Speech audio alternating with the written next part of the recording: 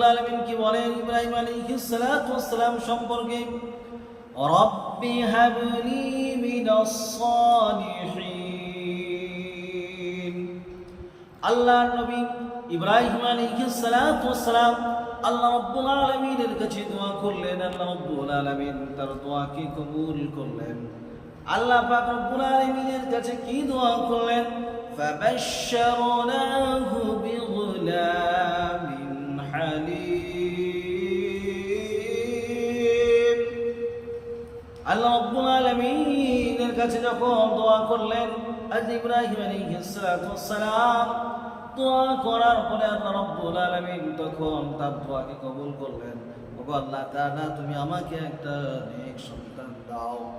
যখন এই দোয়া করলেন, দোয়া করার সঙ্গে সঙ্গে আল্লাহ রাব্বুল আলামিন তাকে সুসংবাদ দিচ্ছেন, ফাবাশশারনাহু বিগুলামিন হালিম। ও ইব্রাহিম, আমি আল্লাহ পাক তোমাকে একটা নেক সন্তানের সুসংবাদ দিতেছি। আল্লাহ রাব্বুল আলামিন যখন নেক সন্তানের সুসংবাদ দিলেন, গুলামিন হালিম মানে এমন একটা সন্তান যার মধ্যে সমস্ত প্রকারের গুণ থাকবে, যার মধ্যে এমন কোনো গুণ নাই যে গুণটার জন্য আল্লাহ রাব্বুল আলামিন অসন্তুষ্ট হবেন, দুনিয়ার মানুষ অসন্তুষ্ট হবেন, এরকম কোনো গুণ নয় যে সমস্ত গুণে মানুষ সন্তুষ্ট হবে, আল্লাহ পাক রব্বুল আলামিন সন্তুষ্ট হবে। এমন একটা সুসংবাদ আল্লাহ রাব্বুল আলামিন নবী ইব্রাহিম আলাইহিস সালাতু ওয়াস সালামকে আল্লাহ পাক দিলেন। ইব্রাহিম আলাইহিস সালাতু ওয়াস সালামকে আল্লাহ পাক যখন ইসমাঈলকে দিলেন, ইসমাঈলকে যখন দেন আল্লাহ রাব্বুল আলামিন, তখন নবী ইব্রাহিম আলাইহিস সালাতু ওয়াস সালামের বয়স ছিল 86 বছর।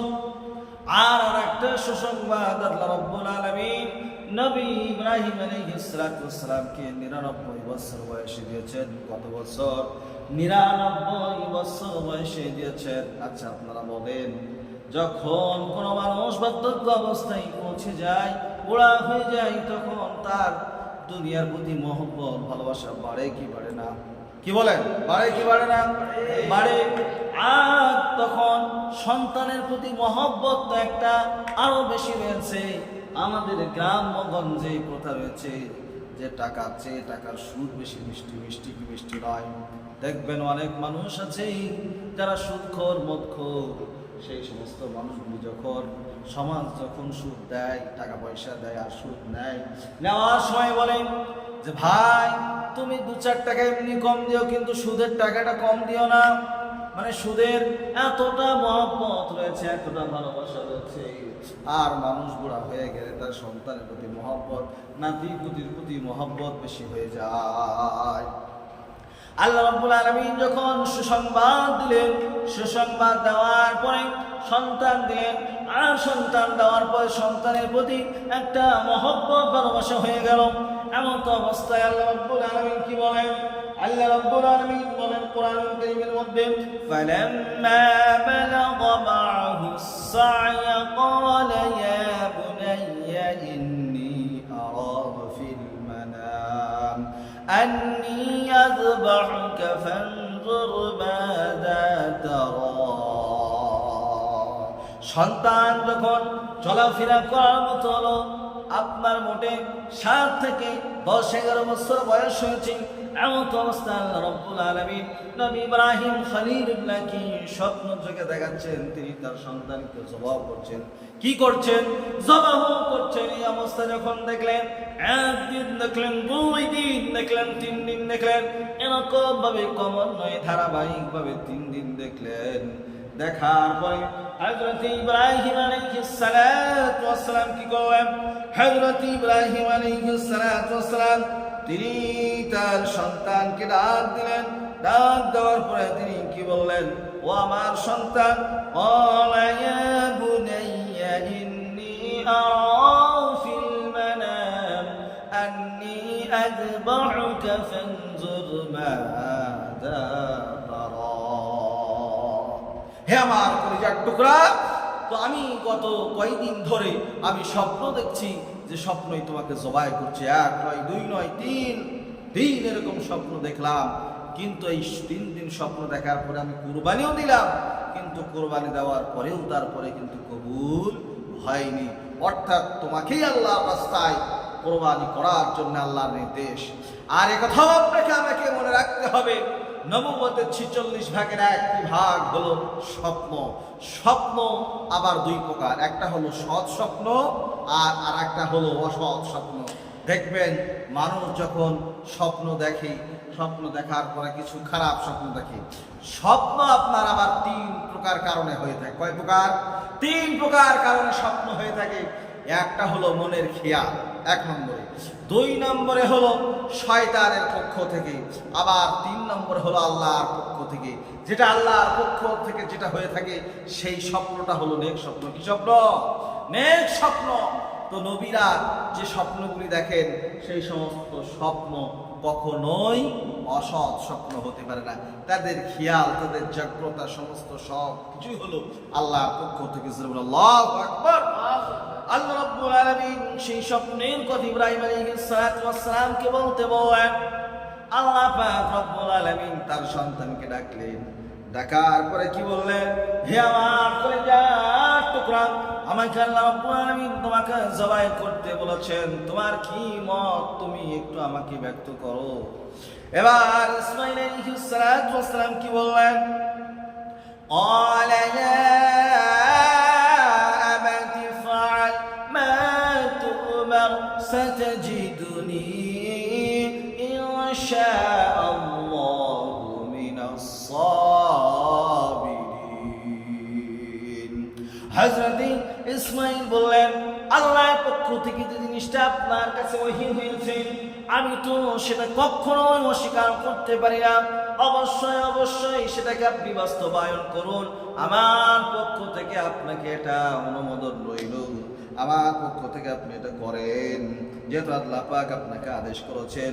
অবশ্যই অবশ্যই ইনশাআল্লাহ আপনি আমাকে ধৈর্যশীল ওই সমস্ত বান্দাদের মধ্যে পাবেন যে সমস্ত বান্দারা আল্লাহর নৈকট্য লাভ করেছেন। আল্লাহু আকবার। ও ভাইরা আমার, আপনাদেরকে আমাদেরকে মনে রাখতে হবে, কুরবানি এমনি এমনি হবে না। মন থেকে, অন্তর থেকে আপনাকে আমাকে কুরবানি করতে হবে।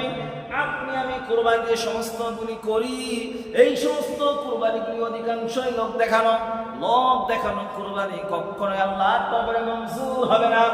একমাত্র আল্লাহ পাক কোনো মানুষের কোনো কুরবানিগুলিকে এমনি এমনি দেখেন না।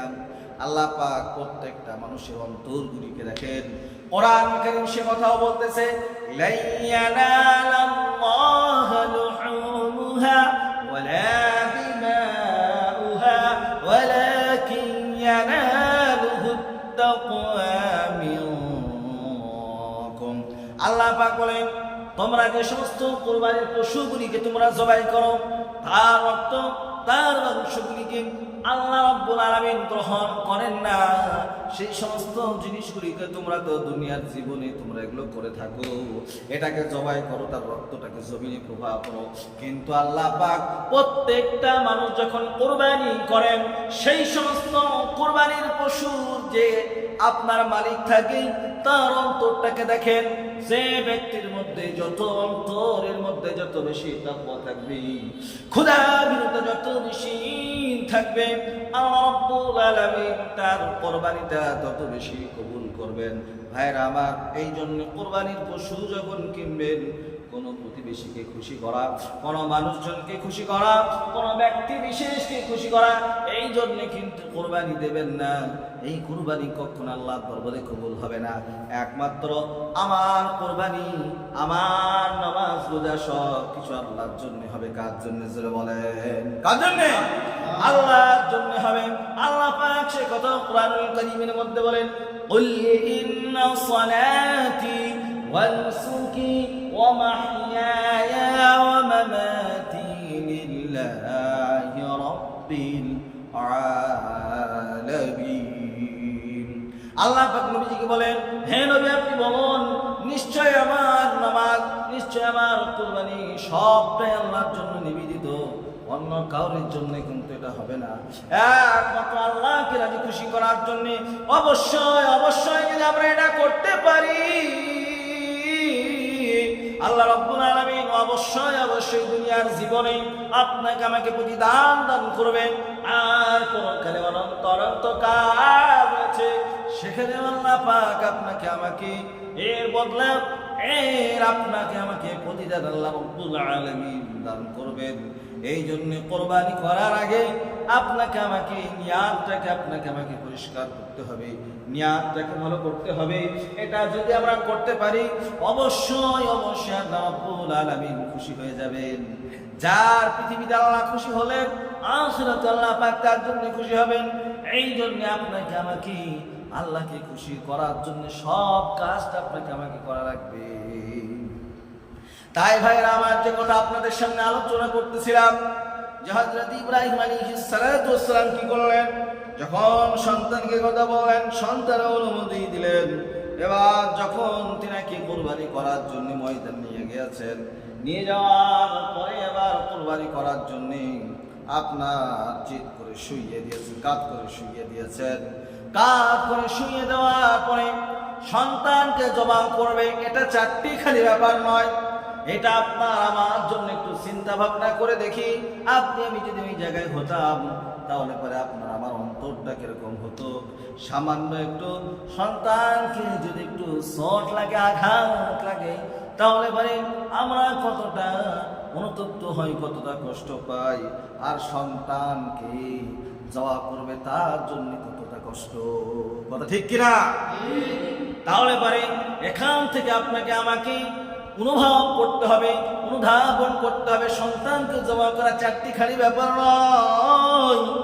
এবার হযরত ইব্রাহিম আলাইহিস সালাতু ওয়াস সালাম যখন কুরবানি করার জন্য শুইয়ে দিয়েছেন, শুইয়ে দেওয়ার পরে আগে করেছেন কি, আপনার হযরত ইসমাঈল আলাইহিস সালাতু ওয়াস সালাম বলেছেন, আব্বা জান আপনি আমাকে কুরবানি করবেন, আপনি আমাকে জবাই করবেন আল্লাহর রাস্তায়, আপনি আপনার চোখে আপনি প্রতিবাদন যাতে করে আপনার কষ্ট জানি না হয়, আপনি যখন আমার চোখের দিকে তাকাবেন আর আমার দৃষ্টি আর আপনার দৃষ্টি এক জায়গায় হয়ে যাবে, এমত অবস্থায় আপনি হয়তো কুরবানি করতে কোনো দ্বিধাবোধ করতে পারেন, কোনো কষ্ট অনুভব করতে পারেন, এটা যেন না হয়।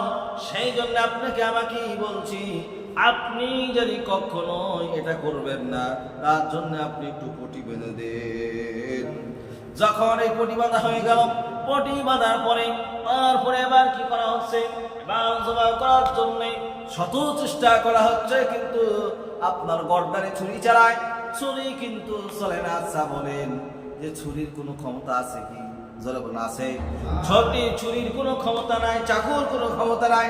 যা কিছু হয় সেটা কার তরফ থেকে হয়, সেটা আল্লাহ রাব্বুল আলামিনের পক্ষ থেকে হয়। এই জন্য আপনার আমার নবী ইব্রাহিম খলিলুল্লাহ অনেক পরীক্ষা দিয়েছেন, এটা একটা পরীক্ষা।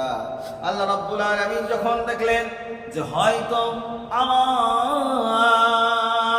দোস্ত এই পরীক্ষায় পাশ করে গেছে, আর পরীক্ষা নেব না, এবার আল্লাহ রাব্বুল আলামিন করলেন কি, জান্নাত থেকে একটা দুম্বা দিলেন, আর ওই দুম্বাটা ইসমাইলকে সরিয়ে দিয়ে ওই জায়গাতে আপনার ওই দুম্বাটা জবাই হয়ে গেল।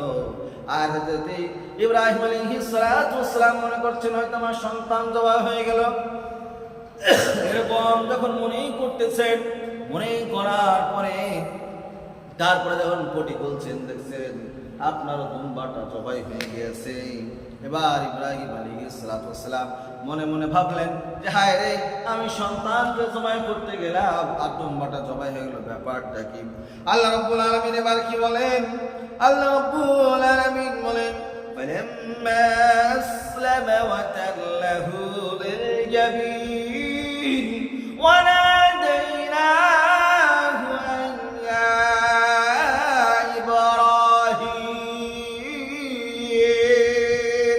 ইব্রাহিম আলাইহিস সালাতু ওয়াস সালাম যখন এই পরীক্ষাতে উত্তীর্ণ হয়ে গেলেন জবাই করার জন্য, জবাই করার পরে এবার তখন আল্লাহ রাব্বুল আলামিন এই কাজগুলো দেখে সন্তুষ্ট হলেন।